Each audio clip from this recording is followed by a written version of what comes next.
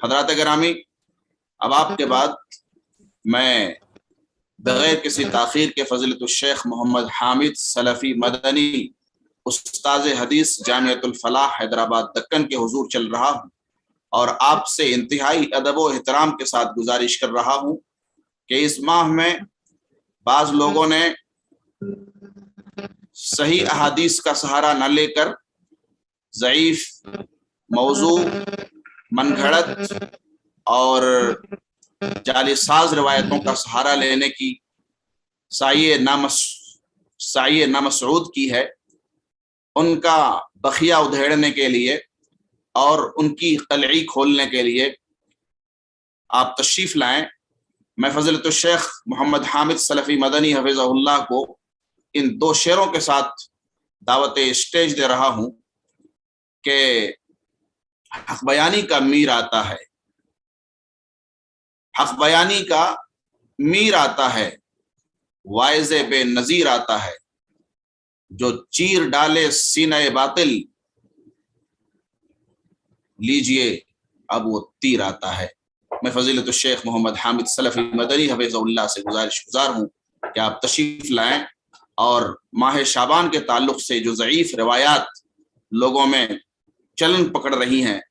اور جن کا رواج ہو رہا ہے اور جن کے سہارے لوگ بدعات اور خرافات کو رواج دینے کی ناجائز کوشش کر رہے ہیں، اس پر روشنی ڈالنے کی کوشش کریں۔ جزاکم اللہ خیر۔ فضیلت الشیخ محمد حامد سلفی مدنی حفظہ اللہ، استاد حدیث جامعۃ الفلاح حیدرآباد۔ السلام علیکم ورحمۃ اللہ وبرکاتہ۔ وعلیکم الحمد السلام۔ للہ والصلاة والسلام على من لا نبی بعده، واشهد ان لا اله الا الله وحده لا شريك له، واشهد ان محمدا عبده ورسوله، اما بعد، فاعوذ بالله من الشیطان الرجیم، بسم الله الرحمن الرحیم، یا ایها الذین آمنوا اطیعوا الله واطیعوا الرسول ولا تبطلوا اعمالکم۔ محترم اور مکرم سرپرست کانفرنس شریف محمد بن غالب الیمانی، قابل قدر صدر کانفرنس شیخ محمد شعیب عمری مدنی حفظہ اللہ، اور ہمارے بڑے ہی قابل قدر قائد کانفرنس ڈاکٹر عبد المعید بن نوشاد سلفی مدنی حفظہ اللہ، اور اسی طرح سے اس ورچوئل کانفرنس کے حامی عمر فاروق تیمی مدنی حفظہ اللہ، اور ناظم کانفرنس ڈاکٹر عبدالسلام بن صلاح الدین مدنی حفظہ اللہ، اور دیگر سامعین اور سامعات، مشاہدین اور مشاہدات۔ اللہ رب العالمین کا شکر ہے کہ الحمدللہ ہم اس کانفرنس میں اکٹھا ہیں،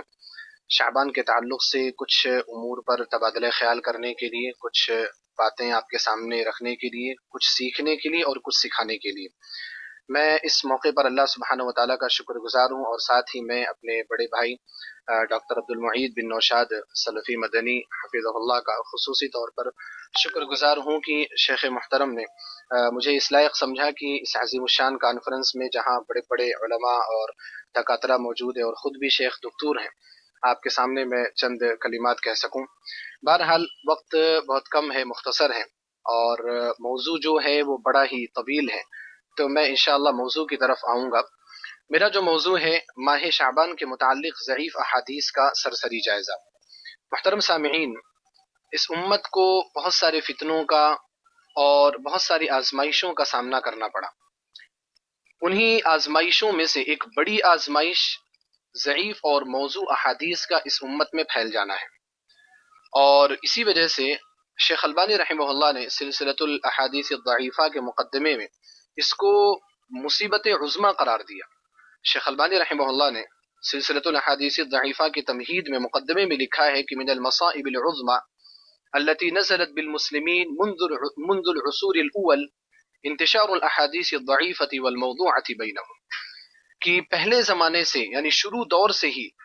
مسلمانوں کے اندر جو فتنے آئے، مسلمانوں کے اوپر جو بڑی بڑی مصیبتیں آئیں، ان مصیبتوں میں سے ایک بڑی مصیبت یہ تھی کہ ان کے درمیان ضعیف اور موضوع احادیث بکثرت پھیل گئیں، اور اس طرح سے پھیل گئیں کہ عقیدے میں خلل پڑنے لگا، بہت سارے اصولی معاملات میں بھی خلل پڑنے لگا، عقیدے کے تعلق سے بھی موضوع احادیث آپ کو ملیں گی، نبوت کے تعلق سے موضوع احادیث آپ کو ملیں گی، عقائد، معاملات، عبادات، یعنی کوئی بھی جو گوشہ ہے یا موضوع ہے ہمارے اسلام کا، ہماری شریعت کا، کوئی بھی ضعیف اور موضوع احادیث سے خالی نہیں۔ تو یہ ایک بہت بڑی مصیبت ہے، کیونکہ اس کی وجہ سے ایک عام انسان جو ہے اس کے نظر میں، یا بلکہ کبھی کبھار خواص کی نظر میں بھی، یہ تفریق کرنا مشکل ہو جاتا ہے کہ کون سی چیز حق ہے اور کون سی چیز باطل ہے، کس بات کو مانا جائے، کس بات کو چھوڑ دیا جائے، کس کو تسلیم کیا جائے، کس کو تسلیم نہ کیا جائے۔ یہ ایک بہت بڑی مصیبت ہے، اس کی وجہ سے حق باطل نظر آنے لگتا ہے، باطل حق نظر آنے لگتا ہے۔ اسی طرح سے اسی کی وجہ سے شریعت کی واضح باتیں بھی مشکوک ہو جاتی، تو اس لیے ایک بہت بڑی مصیبت ہے۔ ماہ شعبان کے تعلق سے بھی بہت ساری ضعیف اور موضوع روایات ہمارے درمیان موجود ہیں، اور دھڑلے کے ساتھ ان کو منبر و محراب سے بیان کیا جاتا ہے، علماء جو ہیں ان کے، اور کچھ ایسے ہیں جن کے پاس علم نہیں ہے، جن کو خطبہ یا واعظین یا قصاص کہا جا سکتا ہے، وہ ان احادیث کا سہارا لے کر کے زیادہ سے زیادہ لوگوں کو اس مہینے میں عبادت کرنے کی طرف راغب کرتے ہیں۔ حالانکہ بہت ساری عبادتیں ایسی ہیں جن کی طرف انسان راغب کر سکتا ہے، اس کی طرف ترغیب دلا سکتا ہے، اور وہ عبادات صحیح احادیث سے، صحیح دلائل سے ثابت ہیں، لیکن یہ ایک تلبیس ابلیس ہے کہ ابلیس ہمیں، شیطان ہمیں انہی چیزوں میں لگا کر کے رکھنا چاہتا ہے جو چیزیں ہمارے لیے زیادہ سود مند اور فائدے مند نہیں ہیں، بلکہ کبھی نہ کبھی اس کا نقصان ہمارے اوپر آ جاتا ہے۔ تو لہذا ماہ شعبان کے تعلق سے جو موضوع اور ضعیف احادیث ہیں ان کا سرسری جائزہ مجھے لینا ہے۔ میں یہاں پر یہ اہم چیز یہ کہنا چاہتا ہوں کہ اس موضوع کے تعلق سے اللہ رب العالمین نے مجھے توفیق بخشی کہ میں نے اس موضوع کی تمام احادیث کو جہاں تک میں پہنچ سکا، ان احادیث کو میں نے اکٹھا کرنے کی کوشش کی، اور تقریباً 190 احادیث میں نے اکٹھا کی شعبان مہینے کے تعلق سے، شروع مہینے سے لے کر کے اخیر مہینے میں، یعنی جو بھی حدیثیں ہیں، چاہے وہ ابتدائی شعبان کے تعلق سے ہوں، چاہے وہ درمیانی شعبان کے تعلق سے ہوں، چاہے وہ انتہائی شعبان کے تعلق سے ہوں، میں نے تمام احادیث کو اکٹھا کیا، اور ان کی تعداد 190 احادیث پہنچتی ہے، اور میں نے ان کو ابواب کے حساب سے مرتب کیا، اور ترتیب جو ہے وہ ابتدا سے لے کر کے انتہا کی طرف جاتی ہے۔ تو میں نے اس میں یہی دیکھا کہ عام طور پر جو شعبان کے تعلق سے روایات ہیں وہ یا تو ضعیف جدہ ہے یا تو موضوع ہے، اور اس مختصر سے مدت میں ساری احادیث کا جائزہ لینا تو مشکل ہے، اور ساری احادیث کے بارے میں باتیں بتانا آپ کے سامنے تو مشکل ہے، لیکن انشاءاللہ میں کوشش کروں گا کہ جو اہم چیزیں جو زیادہ معاشرے میں رائج ہیں اور زیادہ لوگ ان حدیثوں کو جانتے ہیں، پرکھتے ہیں، ان کے تعلق سے میں چند اہم باتیں آپ کے سامنے رکھوں۔ تو سب سے پہلی جو حدیث یا جس کے بارے میں آپ کے سامنے ذکر کرنا چاہتا ہوں کہ شعبان کی وجہ تسمیہ کے بارے میں، کہ شعبان نام کیوں پڑا، اس کے تعلق سے ایک روایت ہے جو حضرت انس رضی اللہ تعالی عنہ کی طرف منسوب ہے کہ اللہ کے رسول صلی اللہ علیہ وسلم نے فرمایا انما سمی شعبان لأنه ينشعب فيه خیر کثیر للصائم فيه حتى يدخل الجنہ، کہ شعبان مہینے کا نام شعبان اس لیے رکھا گیا کیونکہ اس میں روزے دار کے لیے بہت سارے خیر کے کام ہوتے ہیں، اور اس کو بہت سارے خیر کے کام مل سکتے ہیں، ان کی توفیق اسے حاصل ہو سکتی ہے، یہاں تک کہ ان خیر کے کاموں کو وہ کر کے جنت میں بھی داخل ہو سکتا ہے۔ یہ جو حدیث ہے اس کو خلال رحمہ اللہ نے اپنی کتاب فضائل شہر رجب میں روایت کیا ہے، اور اس کے علاوہ دیگر محدثین نے بھی اپنی کتابوں میں روایت کیا ہے، لیکن یہ جو روایت نبی صلی اللہ علیہ وسلم کی طرف منسوب کی جا رہی ہے یہ موضوع روایت ہے۔ اس روایت میں ایک راوی ہیں جن کا نام ہے زیاد بن میمون۔ حافظ ذہبی رحمہ اللہ اس راوی کے بارے میں فرماتے ہیں کہ ہالکن اعترف بالکذب، یعنی یہ بیکار قسم کا انسان ہے، اور خود اس نے جھوٹ بولنے کا اعتراف کیا کہ میں حدیثوں کے تعلق سے جھوٹ بولتا ہوں، تو لہذا ایسے لوگوں کی روایت موضوع ہوا کرتی ہے۔ تسمیت شعبان یعنی شعبان کا نام رکھنے کی جو وجہ ہے اس کے تعلق سے ایک روایت ہے جو نبی صلی اللہ علیہ وسلم تک پہنچتی ہے، اور بھی بہت سارے آثار ہیں جیسے عبداللہ بن عمر رضی اللہ تعالی عنہما کا اثر ہے، عبداللہ بن عباس رضی اللہ تعالی عنہما کا اثر ہے، لیکن میں آثار کو یہاں پر ذکر نہیں کرنا چاہتا، کیونکہ آثار کو اگر ذکر کروں تو بات بہت زیادہ طویل ہو جائے گی۔ یہاں پر میں صرف نبی صلی اللہ علیہ وسلم کی طرف منسوب جو حدیثیں ہیں انہی حدیثوں پر میں اکتفا کرنا چاہتا ہوں۔ آگے بڑھتے ہیں ہم۔ شعبان مہینے کی فضیلت کے بارے میں، عمومی فضیلت یعنی مکمل شعبان کی فضیلت کے بارے میں بھی بہت ساری احادیث نبی صلی اللہ علیہ وسلم کی طرف منسوب کی گئی۔ انہی احادیث میں سے ایک وہ ہے جس کی طرف ہمارے پہلے مقرر شیخ صفی الرحمن مدنی حفظہ اللہ نے اشارہ کیا کہ نبی صلی اللہ علیہ وسلم نے کہا کہ شعبان شہری، کہ شعبان میرا مہینہ ہے، ورمضان شہر اللہ، اور رمضان اللہ رب العالمین کا مہینہ ہے۔ یہ جو ٹکڑا ہے شعبان شہری، یہ مختلف صحابہ کرام سے مروی ہے۔ مثال کے طور پر حضرت علی رضی اللہ تعالیٰ عنہ کی طرف منسوب ہے،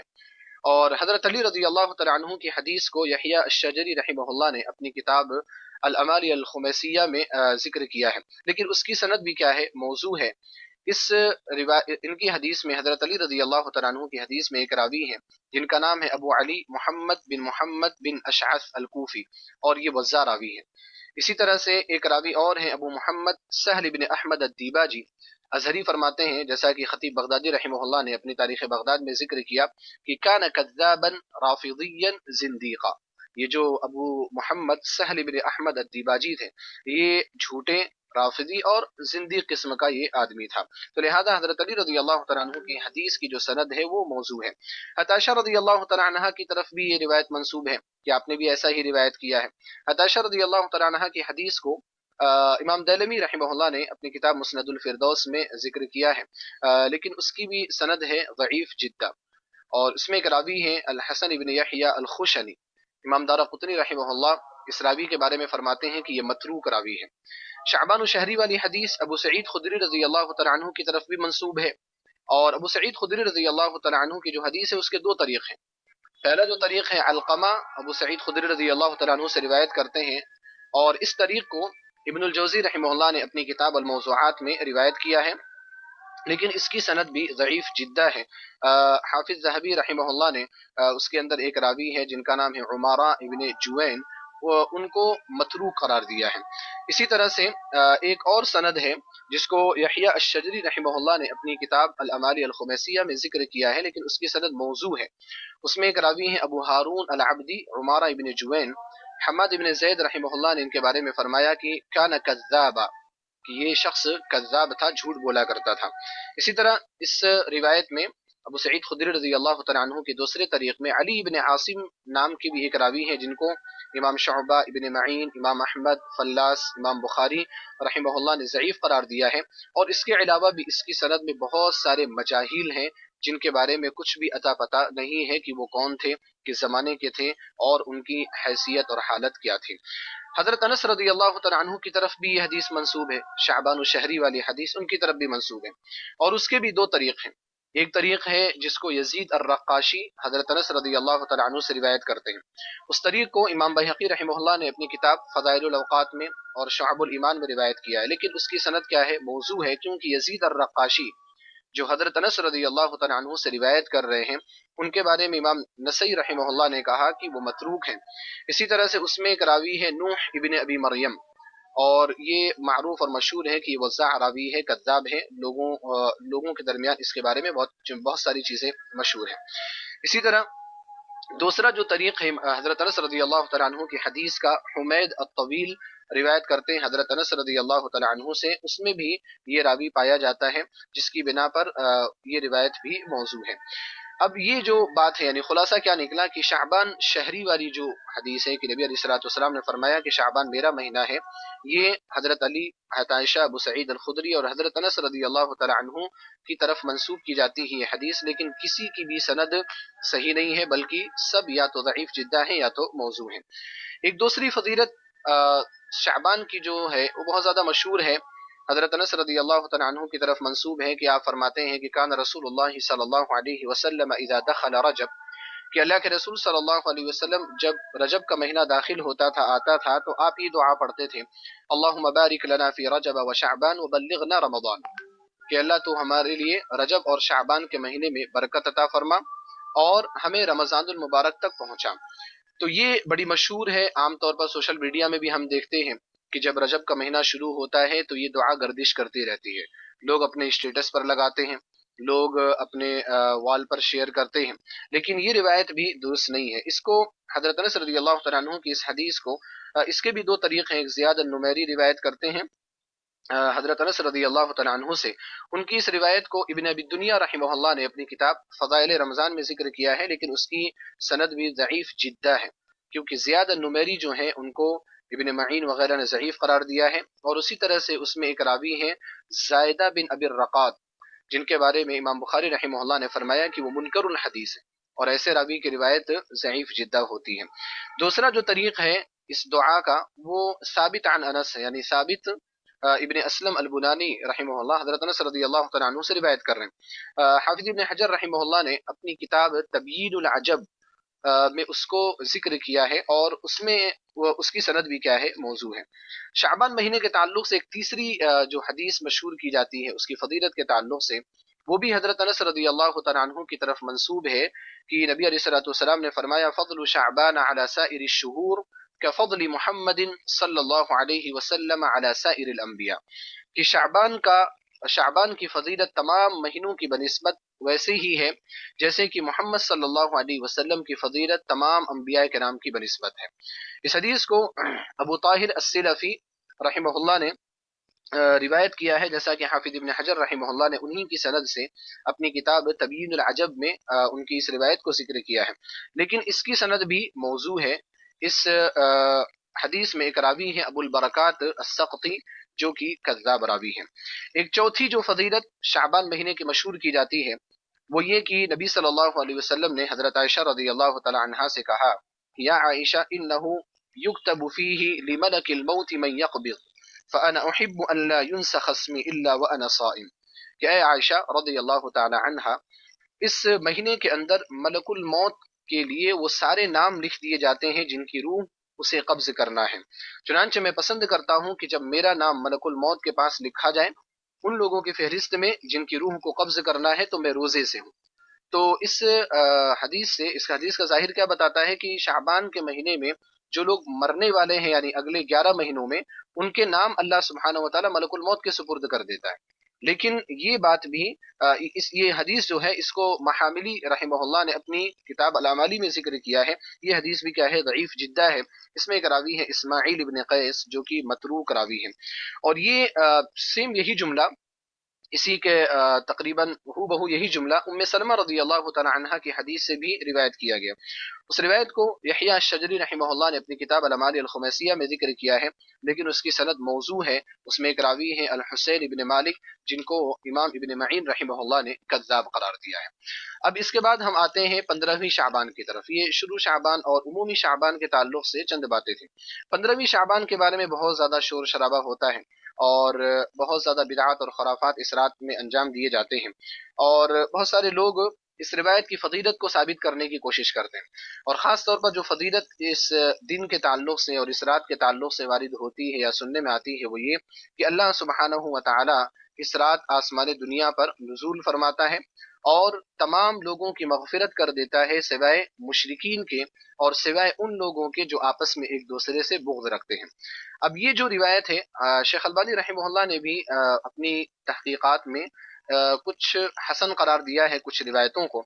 لیکن اس کے بالکل برعکس بہت سارے ائمہ اور بہت سارے نقاد اور بہت سارے محققین اور محدثین ہیں جن کا یہ ماننا ہے کہ اس تعلق سے جتنی بھی روایات ہیں وہ سب کی سب یا تو ضعیف جدہ ہیں اور یا تو موضوع ہیں۔ اور میں نے جب اس کی اسانید کی تحقیق کی تو میں بھی اس نتیجے پر پہنچا، حالانکہ میری کوئی حیثیت نہیں ہے، لیکن ان تمام احادیث کو جمع کرنے کے بعد مجھے جو پتہ چلا یا میری نظر میں جو بات نکلی وہ یہی ہے کہ 15ویں شعبان میں اللہ رب العالمین کے خصوصی نزول کے تعلق سے کوئی بھی روایت صحیح نہیں ہے، اور ساری روایات کو میں بالتفصیل نہیں بیان کر سکتا، لیکن صرف اشارہ کرنا چاہتا ہوں کہ اس تعلق سے تقریباً 13 صحابہ کرام سے روایتیں ہیں۔ نمبر 1 حضرت ابوبکر رضی اللہ تعالیٰ عنہ کی طرف منسوب ہے ایک حدیث، اس کی سند ضعیف جدہ ہے۔ نمبر 2 ابو دردہ رضی اللہ تعالیٰ عنہ کی طرف منسوب ہے ایک حدیث، اس کی سند موضوع ہے۔ نمبر 3 ابی بن کعب رضی اللہ تعالیٰ عنہ کی طرف منسوب ایک حدیث ہے اور اس کی سند بھی موضوع ہے۔ نمبر 4 حضرت علی رضی اللہ تعالیٰ عنہ کی طرف منسوب ایک حدیث ہے، اس کے 4 طرق ہیں اور چاروں طریق موضوع ہیں۔ نمبر 5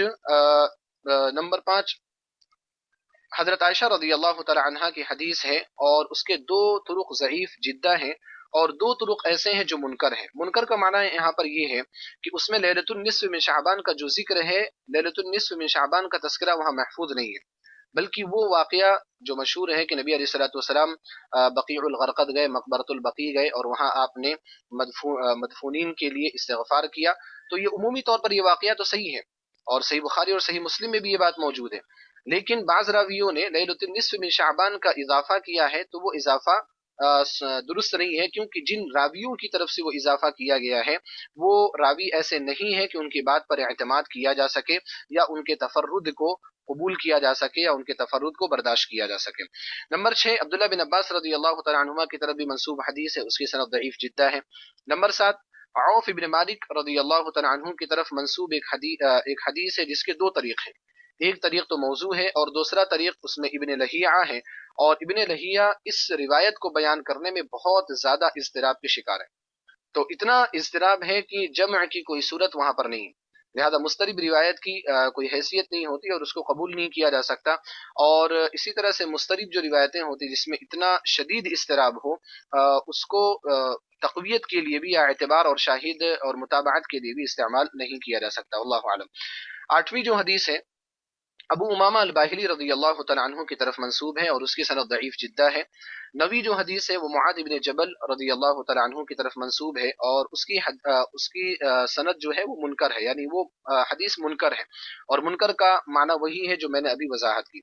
10ویں جو حدیث ہے ابو موسیٰ الاشعری رضی اللہ تعالیٰ عنہ کی طرف منسوب ہے اور اس میں بھی ابن لہیعہ ہے، اور ابن لہیعہ اس روایت کو بیان کرنے میں بہت زیادہ مضطرب ہے، جیسا کہ میں نے اس سے پہلے بھی ذکر کیا، کبھی عوف ابن مالک تک اس کی سند پہنچا دیتے ہیں، کبھی ابو موسیٰ الاشعری تک اس کی سند پہنچا دیتے ہیں، کبھی عبداللہ بن عمرو بن عاص رضی اللہ تعالی عنہما تک اس کی سند پہنچا دیتے ہیں، تو بہت شدید اضطراب کا شکار ہوئے۔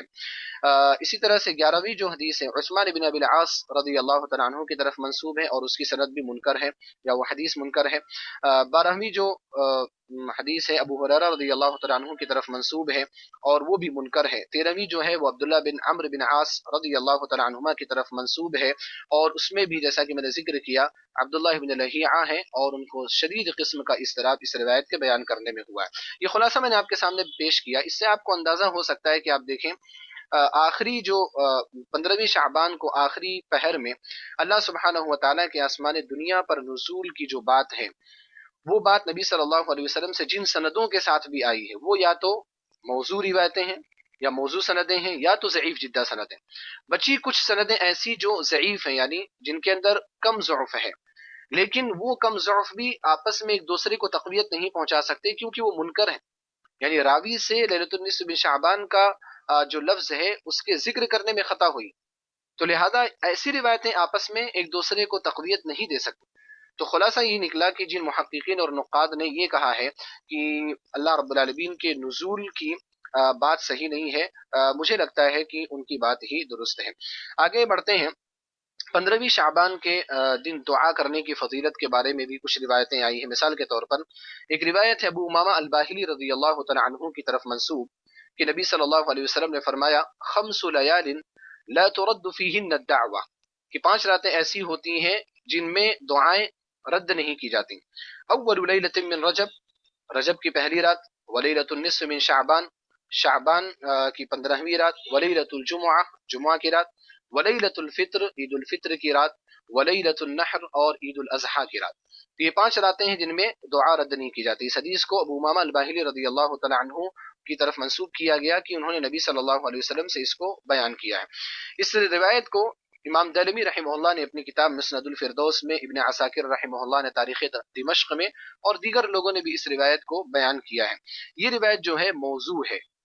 اس میں ایک راوی ایسے ہیں جن کا نام ہے ابراہیم بن محمد بن ابی یحییٰ، یہ کذاب راوی ہے، لہذا یہ بات بھی درست نہیں ہے۔ اسی طرح کچھ روایتیں 15ویں شعبان کے تعلق سے اس طرح سے بھی آئی ہیں کہ جو 15ویں شعبان کو رات گزارے گا یا رات جاگ کر کے جو عبادت کرے گا اللہ سبحانہ و تعالی اس کو جنت میں داخل کرے گا۔ مثال کے طور پر ایک روایت ہے حضرت علی بن ابی طالب رضی اللہ تعالیٰ عنہ کی طرف منسوب کہ آپ فرماتے ہیں کہ نبی صلی اللہ علیہ وسلم نے فرمایا من احیا 4 لیال احیاہ اللہ ما شاء، کہ جو شخص 4 راتوں کو جاگ کر کے گزارتا ہے اللہ رب العالمین اس کو جب تک چاہے گا زندہ رکھے گا۔ لیلۃ العیدین، عید الفطر اور عید الاضحیٰ، ولیلۃ عاشوراء، عاشوراء کی رات یعنی محرم کی 10ویں تاریخ کی رات، ولیلۃ النصف من شعبان اور شعبان کی 15ویں رات۔ اس حدیث کو امام ابو طاہر ابن ابی الصقر رحمہ اللہ نے اپنی کتاب اپنی مشیخہ میں اس کو روایت کیا ہے، اور اس کی سند بھی موضوع ہے، اور اس میں بہت سارے ایسے مجاہیل ہیں جن کا کچھ اتا پتہ نہیں ہے۔ اسی طرح سے یہ روایت معاذ ابن جبل رضی اللہ تعالیٰ عنہ کی طرف بھی منسوب کی جاتی ہے، احیاء کی بات،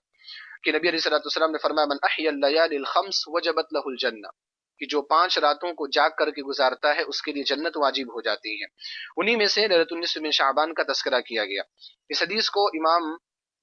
قوام السنہ الاصبہانی رحمہ اللہ نے اپنی کتاب الترغیب والترہیب میں روایت کیا ہے۔ اس کی سند بھی ضعیف جدہ ہے،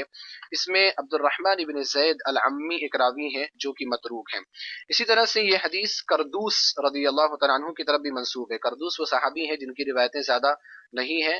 حافظ ابن حجر رحمہ اللہ نے اپنی کتاب الاصابہ میں ذکر کیا ہے، اور ان کی یہی حدیث، ان کی طرف منسوب یہی حدیث لوگوں کے ہاں زیادہ مشہور ہے، اور وہ کیا ہے من احیا لیلۃ العیدین ولیلۃ النصف من شعبان لم یمت قلبہ حین تموت القلوب، کہ جو شخص عید الفطر اور عید الاضحیٰ اور 15ویں شعبان کو جاگ کر گزارتا ہے ان کی راتوں کو، تو اس کا دل اس دن نہیں مرے گا جس دن سارے دل مر جاتے ہیں۔ اس روایت کو ابن العربی رحمہ اللہ نے اپنی کتاب المعجم میں روایت کیا ہے۔ اس کی سند بھی ضعیف جدہ ہے، اس میں ایک راوی ہے مروان ابن سالم جو کہ متروک راوی ہے۔ تو آپ نے ملاحظہ کیا کہ احیاء کے تعلق سے، یعنی 15ویں شعبان کو رات میں جاگ کر کے عبادت کرنے کے تعلق سے جتنی بھی روایتیں ہیں سب ضعیف جدہ یا موضوع ہیں۔ 15ویں شعبان میں مخصوص قسم کی نماز بھی پڑھی جاتی ہے، اور اس نماز کے لیے بھی موضوع حدیثوں کا سہارا لیا جاتا ہے۔ ان موضوع حدیثوں میں حضرت علی رضی اللہ تعالیٰ عنہ کی ایک روایت ہے جو ابن ماجہ میں بھی ہے لیکن اس کی سند موضوع ہے۔ اسی طرح عبداللہ بن عمر رضی اللہ تعالیٰ عنہما کی ایک حدیث ہے جس کی سند ضعیف جدہ ہے۔ اسی طرح ابو ہریرہ رضی اللہ تعالیٰ عنہ کی طرف منسوب ایک حدیث ہے جو کہ موضوع ہے، اور اسی طرح سے حضرت انس اور سلمان فارسی رضی اللہ تعالیٰ عنہما کی طرف ایک منسوب حدیث ہے جس کی سند موضوع ہے۔ تو یہ 4 حدیثیں ہیں، بلکہ ان کے طرق الگ الگ ہیں، لیکن عمومی طور پر یہ 4 حدیثیں ہیں جو 15ویں شعبان میں مخصوص نماز کے تعلق سے بیان کی جاتی ہیں، لیکن آپ نے ملاحظہ کیا کہ سب کی سند یا تو ضعیف ہے یا تو موضوع ہے۔ ایک اور آخری روایت میں بیان کرنا چاہتا ہوں، اس کے بعد میں انشاءاللہ اپنی بات ختم کروں گا، کہ کچھ روایتیں ایسی بھی آئی ہیں کہ شعبان کے آخری پیر کو جو شخص روزہ رکھے گا، آخری پیر سے مراد آخری سوموار کو، اللہ رب العالمین اس کے سارے گناہوں کو معاف کر دے گا۔ چنانچہ مثال کے طور پر مرثد ابن عبداللہ رضی اللہ تعالی عنہ کی طرف منسوب ایک روایت ہے کہ نبی صلی اللہ علیہ وسلم نے فرمایا من صام آخر یوم الاثنین فی شعبان غفر له، کہ جو شخص شعبان کے آخری پیر کو یعنی آخری سوموار کو روزہ رکھے گا، اللہ رب العالمین اس کے گناہوں کو معاف کر دے گا۔ یحییٰ الشجری رحمہ اللہ نے اس حدیث کو اپنی کتاب الامالی الخمیسیہ میں روایت کیا ہے۔ اس روایت کی بھی سند جو ہے وہ ضعیف جدہ ہے، اس میں ایک راوی ہے منصور ابن عمار جو کہ منکر الحدیث ہیں۔ تو محترم سامعین اور محترم علماء کرام، یہ مختصر سی بات یا مختصر سی چیز میں نے آپ کے سامنے رکھی ہے،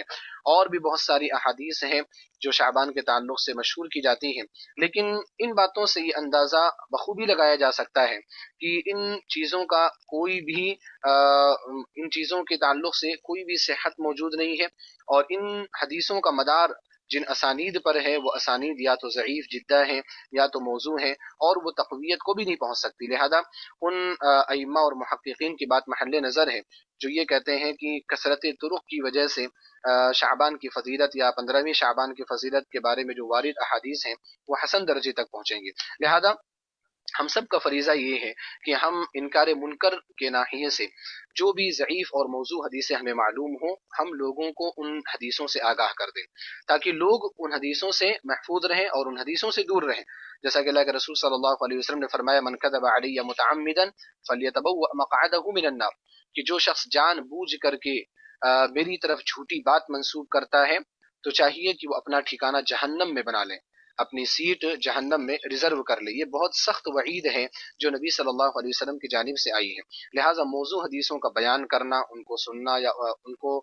سن کر کے ان پر عمل کرنا، یہ سب چیزیں ایک مسلمان کے لیے جائز اور درست نہیں ہے۔ یہاں ایک آخری بات میں کہنا چاہتا ہوں کہ اللہ رب العالمین نے جو ہمیں شریعت عطا کی ہے وہ شریعت اتنی حسین ہے، اتنی خوبصورت ہے،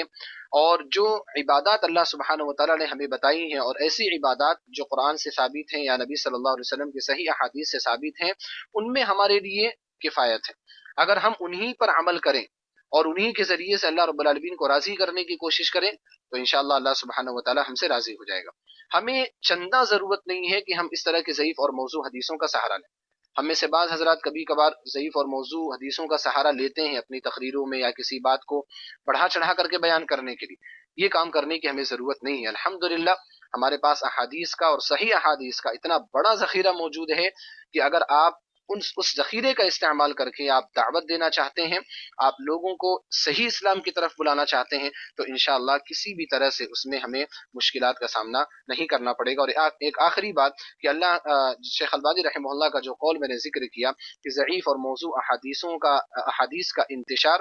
امت کے لیے ایک بہت بڑی مصیبت ہے، تو وہ مصیبت ہے جس کا ہم اور آپ عینی مشاہدہ کر رہے ہیں۔ اللہ رب العالمین سے میں دعا کرتا ہوں کہ الہ العالمین تو ہمیں اس طرح کی مصیبت سے محفوظ رکھے، الہ العالمین تو ہمیں نبی صلی اللہ علیہ وسلم کی سچی اتباع کرنے کی توفیق عطا فرما، صحیح احادیث کو سمجھنے پڑھنے اور ان پر عمل کرنے کی توفیق عطا فرما، ضعیف اور موضوع روایات سے ہم سب کی حفاظت فرما، آمین۔ وآخر دعوانا ان الحمد للہ رب العالمین، والسلام علیکم ورحمۃ اللہ وبرکاتہ۔ وعلیکم السلام ورحمۃ اللہ وبرکاتہ۔ ماشاء اللہ فضیلت الشیخ محمد حامد سلفی مدنی استاذ حدیث جامعۃ الفلاح حیدرآباد، ماشاء اللہ طبیعت خوش ہو گئی، بہت شاندار، بہت جاندار، بہت طرحدار، اور واقعتاً آپ نے جن نکات اور جن جائزے کے تعلق سے باتیں بیان فرمائی وہ انتہائی حساس تھیں، اور طبیعت تو یہ چاہ رہی تھی کہ آپ بولتے جاتے اور ہم لوگ سنتے جاتے اور امت مسلمہ محمدیہ استفادہ کرتی جاتی، اور ایسے موقع پر میں کچھ بھی نہیں کر سکتا ہوں، صرف ایک شعر آپ کے حوالے کر دیتا ہوں کہ اس مسیحا کو نوازوں کن حسین الفاظ سے، اس مسیحا کو نوازوں کن حسین الفاظ سے، بخشنے آیا تھا مرہم زخم تازہ دے گیا۔ سبحان اللہ، اتنی تحقیقی بیان اور اس قدر تحقیقات سے لبریز خطاب، اللہ رب العالمین آپ کو جزائے خیر دے اور بہترین توفیقات سے نوازے۔ انشاءاللہ العزیز آپ کا یہ خطاب صدائے اسلام یوٹیوب پر منفرد طور پر نشر کیا جائے گا اور اس سے استفادہ کی مزید گنجائشیں نکالی جائیں گی انشاءاللہ۔ بہت بہت شکریہ شیخ محترم، واقعتاً آپ نے دل خوش کر دیا اور موضوع کا حق ادا کر دیا، بلکہ میں تو یہ کہوں گا کہ یہ خطاب اور چلنا چاہیے تھا، اور چلنا چاہیے تھا، اور چلنا چاہیے تھا، لیکن وقت کی تنگ دامنی شاکی تھی اور آپ کو شاید اجازت نہیں دے پائی۔ میں اس کے لیے معذرت چاہتا ہوں، ورنہ موضوع کا حق تو یہ تھا کہ مزید گھنٹوں 2 گھنٹے اس پر بولا جاتا اور خوب بولا جاتا، تاکہ ارباب بدع جن احادیث کا سہارا لے کر کے اپنی بدعتوں اور اپنی خرافاتوں کو رواج دینے کی ناجائز کوشش کرتے ہیں، ان کا قلع کما ہوتا، بخونی ہوتی اور امت کے سامنے حقائق سامنے آتے۔ لیکن بہرحال جو بھی باتیں آئیں، قیمتی آئیں، اچھی آئیں، بہترین آئیں، اللہ رب العالمین آپ کو مزید توفیقات سے نوازے۔ اور امت محمدیہ کے لیے میں یہ دعا کرتا ہوں، سب سے پہلے اپنے لیے اور پھر امت محمدیہ، امت اسلامیہ، ملت اسلامیہ کے لیے، کہ اللہ تعالیٰ انہیں ان باتوں اور ان حقائق پر عمل کرنے، غور و فکر کرنے اور اس کے مطابق زندگی گزارنے کی توفیق ارزانی فرمائے۔ آمین ثم آمین۔ جزاکم اللہ خیرا۔ آمین۔ جزاکم اللہ خیر۔ جزاک اللہ خیرن شیخ۔ ایک سیکنڈ شیخ حامد، ایسا لگ رہا تھا کہ پورا جامعہ آپ کے زبان سے نکل رہا ہے۔ واقعی یہ جو آپ نے ہوم ورک جس کو کہتے ہیں ہمارے پرانے زمانے میں انگلش میں ہوم ورک آپ نے بہترین کیا، اور آپ نے چونکہ وہ احادیث جمع بھی کی ہے اولا سے آخر، اور آخر برابر جا کے آخر تو 30 تاریخ کو ہوتا ہے، لیکن ماشاءاللہ آپ نے 15 تاریخ کو ہی ختم کر دیا، یعنی وہی آخرت ہی ہے شعبان کی 15 تاریخ، اس کے بعد شعبان کو کوئی پوچھتا ہی نہیں ہے۔ تو زبردست ماشاءاللہ، اللہ تعالیٰ آپ کو جزائے خیر دے۔ اور شیخ صاحب، شیخ عبدالسلام نہ صرف صدائے سلام میں بلکہ خطیب المنبر میں بھی ان کا یہ درس چلے گا، اور وہاں پر ہی نہیں بلکہ جہاں پر بھی ہماری پہنچے وہاں پر یہ انشاءاللہ سنگل درس بہترین انداز میں، صاف ستھرا شفاف انداز میں آپ نے سمجھایا ہے، بغیر اپنے موضوع کو چھوڑے ہوئے، بغیر اپنے اس حدیث کو چھوڑے ہوئے۔ جزاکم اللہ خیر۔ اس بات کا بھی اعلان میں کرنا چاہتا ہوں انشاءاللہ کہ صاحب کا یہ پورا خطاب تحریری طور پر انشاءاللہ فضیلت الشیخ ڈاکٹر عبدالمعید سلفی کے سرپرستی میں نکلنے والا برقی مجلہ ارمغان اسلام کے زینت کے طور پر انشاءاللہ شائع کیا جائے گا انشاءاللہ. اور اس پروگرام کے لیے آئندہ انشاءاللہ ہمارے شیخ حامد صاحب موجود ہیں، ان کو چھوڑیں گے نہیں انشاءاللہ. بالکل بالکل انشاءاللہ.